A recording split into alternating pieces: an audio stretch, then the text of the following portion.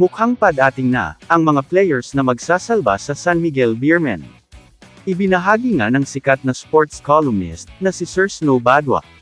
Ang nasagap niya na balita na gumagawa na ang San Miguel ng hakbang sa mga susunod na araw para tugunan ang kasalukuyang dilema at para bumalik ang dating lakas ng San Miguel. Tinukoy nga ni Sir Snow Badwa ang trade na magaganap sa pagitan ng SMB.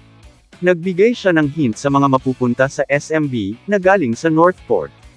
Ito nga ay sila, Gio Halalon, Cade Flores, William Navarro, at Evan Nel.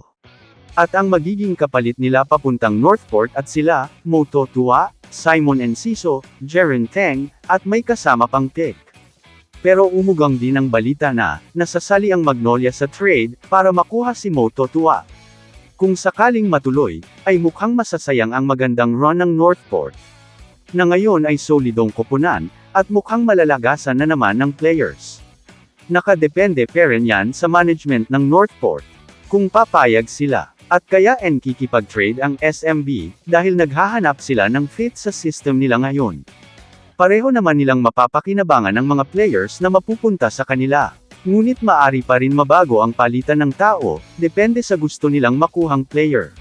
Dahil alam naman natin, na may mga edad na ang player ng SMB, hindi na sila kagaya ng dati, na dinodemena ang PBA.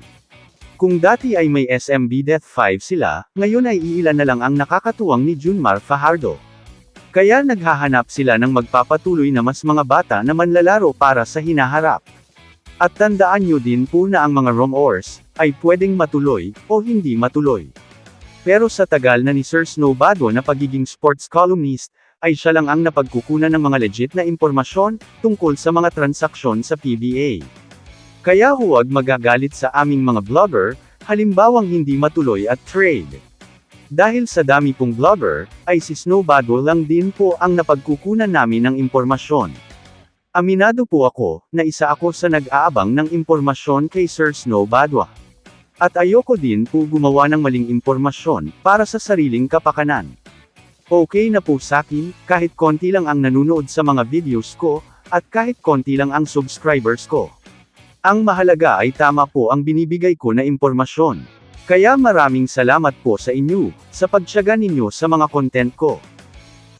Kamusta mga idol? Sports Zone PH para sa sports news and update.